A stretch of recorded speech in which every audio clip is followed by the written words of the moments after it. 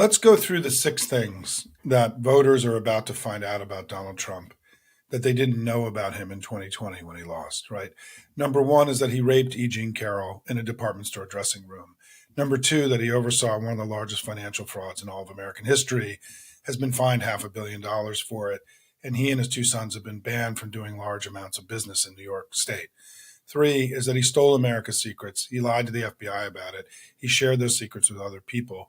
It is without question the greatest betrayal of America by a former president. 4 is that he tried to overturn an election. He led an armed attack on the Capitol on one of the only days that all 435 members are there.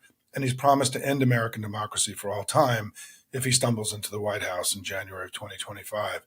5th is that he and his family have corruptly taken more money from foreign governments than any political family in the history of the country. And 6th, he's singularly responsible for ending Roe and stripping the rights and freedoms away of more than half the population. Any one of those 6 things are going to be difficult for him to overcome. I don't think he can overcome all 6. And none of those things are contingent upon him getting convicted in a court of law. These are all just facts on the ground. We know they happened. And it's important that we start prosecuting our case against him with force, because the American people deserve to understand who they're voting for in this election, this Donald Trump. This Donald Trump, to me, is far weaker, far more degraded. His performance on the stump is far more atrocious and disturbing than it's ever been. And he's a far more dangerous and extreme figure than he was. We can't wait for Mueller. We can't wait for Jack Smith. We can't wait for the Supreme Court. We got to go get this done now ourselves together. 100% agree with that. You've got me ready to put on my battle gear. I got to go grab my battle axe right now. I'm ready. Well, you guys do it you bring it every day, man. You bring it every day. We're doing our best. I want to explore in a little bit, maybe some data that undercuts some of those points, and I want to kind of hash out how we can maybe we can bring the reality of Donald Trump to meet the data. But first, to your point, just about how bad he is on the stump and how many opportunities he's providing day in, day out. I want to listen to him yesterday outside the courtroom talking about Charlottesville. He was talking about Charlottesville. Charlottesville was a little peanut, and it was nothing compared, and the hate wasn't the kind of hate that you have here. I mean, this guy, again, still years later, trying to downplay the neo-Nazi march in Charlottesville that led to the death of Heather Heyer. This is not where the American people are. Listen, my niece spent years working in a dementia ward, in a memory loss ward, in a nursing home. And one of the first things that happens when you start declining is your impulsivity gets out of control, right? You have impulse control problems. Yeah.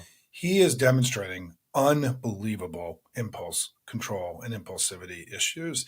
He can't help himself. I mean, every time he speaks, he's making horrendous mistakes. I mean, coming out against the ACA, I think just in the last few weeks, this idiotic decision that he made to go do the states' rights on abortion, which I think he thought was some kind of genius move, right? He sort get of out of jail threaded, free card. Right, threaded the needle. And yet what he was doing in his idiocy was actually endorsing the most extreme abortion bans in the country. And if he's okay with Idaho anywhere, he's okay with Idaho everywhere. And what he did was that he cemented himself as the most dangerous abortion extremist in the country.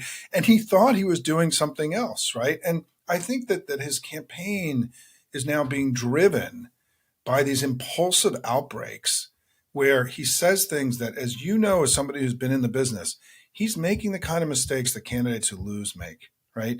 Coming out against the ACA was idiotic. The decision he made on the abortion issue was idiotic, right? And he's making idiotic, impulsive statements, and which is why they're trying to keep him away from the camera, right? I mean, he's barely doing campaign events. And because I think they realized that every time he spoke, he was digging his hole deeper. And so he's got a very serious problem. And something I think you understand is that he has no capacity to make positive news, right? I mean, he's not in the White House. Yes. His business is a total, S show, right? I don't know if I can say that. You can say shit show in this podcast. Shit show, right? I mean, his new company has dropped from 79 to the low 30s, right? He's campaigning from the courthouse and not the White House, as I call it, right? He doesn't have the capacity the way that Biden does to generate positive news stories. And I'm sorry, him being in court and being funny and having guards around him is not helping him in this election, right? It's reminding people about, that he's a serial criminal and one of the most awful people to have ever walked the face of America. And so I think that over time, Biden's ability to be president and continue to generate positive news stories and talk about all the things he's doing to make things better versus this historically awful, the line I use is that Trump is the ugliest political thing any of us have ever seen, that over time, that contrast is going to be very difficult for the Republicans, as it manifests in the coming months.